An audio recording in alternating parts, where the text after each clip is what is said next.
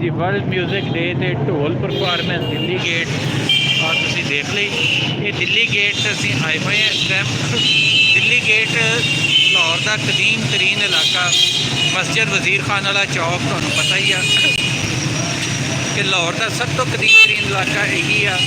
ते इनू वैसे भी ये जिहड़ा अपनी असल रूप च पुराने रूप च सानूं लभ जांदा वा, पुराने जिन्हों कह लो कि अज तो कदीम दौर के ये वो इलाका ये तुहानूं जाते हुए अगे भी दिखाते हैं सारा। इतों मैं लंघ रहा से मैं कि चलो दिखा लीए। ये है जी गुजरगाह, शाही गुजरगाह जिन्हों कहते जी अंदर जाती है, इतों लैके मस्जिद वजीर खान तक।